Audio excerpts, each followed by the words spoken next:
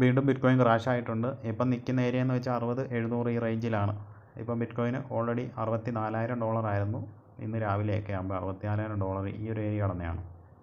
ഈ ഒരു $64,000 നിന്നാണ് ഇപ്പം നല്ല രീതിയിൽ തന്നെ കറക്ഷൻ വന്ന് ഏകദേശം 59,600 വരെ വന്നു. അപ്പം നമുക്കിപ്പോൾ പേടിക്കാനുണ്ടോ എന്ന് ചോദിച്ചാൽ നമുക്ക് പേടിക്കാനുള്ള ഒരു സിറ്റുവേഷൻ എന്ന് വെച്ചാൽ 60 താഴെയൊക്കെ ഡേ ക്യാൻഡിൽ ക്ലോസ് ചെയ്താൽ നമുക്കൊരു ലോങ്ങിലോട്ടുള്ള ഒരു ഓപ്പർച്യൂണിറ്റി തൽക്കാലം ഒന്ന് നിർത്തി വെക്കുന്നതായിരിക്കും നല്ലത്. എന്ന് വെച്ചാൽ വീണ്ടും ഒരു കറക്ഷൻ വന്ന് വീണ്ടും ഒരു 54K ഒക്കെ എത്തിയിട്ട് അവിടുന്ന് തിരിച്ച് കയറാൻ സാധ്യതയുള്ളൂ. അപ്പം നമ്മൾ അവിടെ ലോങ് പൊസിഷനൊന്നും എൻട്രി എടുക്കുന്ന അത്ര നല്ലതല്ല. പിന്നെ 58K അത്യാവശ്യം നല്ലൊരു സപ്പോർട്ടുണ്ട്.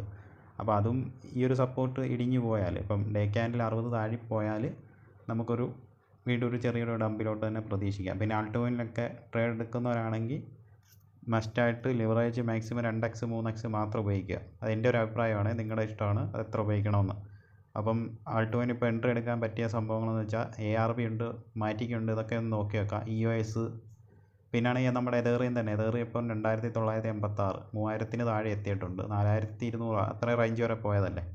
ഇപ്പം നല്ല രീതിയിൽ തന്നെ ഡൗണിലാണ്. അപ്പോൾ എതേറിയം നോക്കാം, ARB നോക്കാം, മാറ്റിക്ക് നോക്കാം, പിന്നെ സുയി നോക്കാം. അതുകൊണ്ടുള്ള പ്രൊജക്റ്റുകളൊക്കെ ഒന്ന് നോക്കി വെക്കുക, അതുകൊണ്ട് എൻട്രി എടുക്കുക. ഇപ്പം ഫ്യൂച്ചർ ട്രേഡ് എടുക്കുകയാണെങ്കിൽ അതൊക്കെ 2x 3x മാത്രം എടുക്കുക, അതിൽ കൂടുതലൊന്നും എടുക്കരുത്. സ്റ്റോപ്പ് ലോസ് മസ്റ്റായിട്ട് വെക്കുക. ഇപ്പം ബിറ്റ്കോയിനിലാണെങ്കിൽ ഇപ്പോൾ ഈ ഒരു 60 നമുക്ക് നല്ലൊരു സപ്പോർട്ട് തന്നെയാണ് 60 ഏരിയ. അപ്പോൾ ഈ ഒരു സപ്പോർട്ടിൽ നിന്ന് തിരിച്ച് കയറാനുള്ള സാധ്യതയുണ്ട്.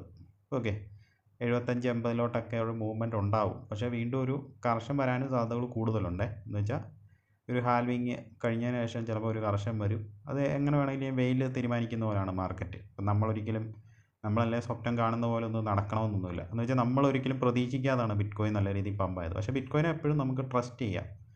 മറ്റേ ആൾട്ടോയിനെയൊക്കെ നമുക്ക് ട്രസ്റ്റ് ചെയ്യാനെന്ന് വെച്ചാൽ കുറച്ചേ നമുക്ക് ട്രസ്റ്റ് ചെയ്യാൻ കഴിയുള്ളൂ. എന്ന് വെച്ചാൽ ആൾട്ടോയിനൊക്കെ നല്ല രീതിയിൽ തന്നെ ഡംപാവും. അപ്പോൾ ഇതുകൊണ്ടുള്ള ആൾട്ടോയിനൊക്കെ നിങ്ങൾ നോക്കി വെക്കുക. എതേറിയത്തെ എന്തൊക്കെയായാലും നിങ്ങൾ ആഡ് ചെയ്യാൻ മറക്കരുത്. എന്ന് വെച്ചാൽ എതേറിയത്തിൻ്റെ ETFും കാര്യങ്ങളുമൊക്കെ അപ്രൂവ് ചെയ്യുമ്പോഴത്തേക്ക് എതേറിയത്തിൻ്റെ പ്രൈസ് ഇവിടെ നല്ല രീതിയിൽ തന്നെ മൂവ്മെൻ്റ് ആവും.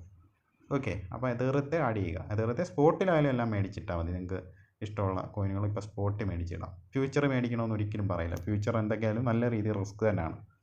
അപ്പോൾ ഇത്രയേ ഉള്ളൂ. അടുത്ത വീഡിയോ ആയിട്ട് കാണാം. 2 ദിവസം മാത്രമേ ഉള്ളൂ ഹാൽവിങ്ങിന്. അപ്പോൾ നല്ലൊരു പമ്പ് പ്രതീക്ഷിക്കട്ടെ. എല്ലാവർക്കും നല്ല ലാഭം ഉണ്ടാക്കി തരട്ടെ. അപ്പോൾ അടുത്ത വീഡിയോ ആയിട്ട് വീണ്ടും കാണാം.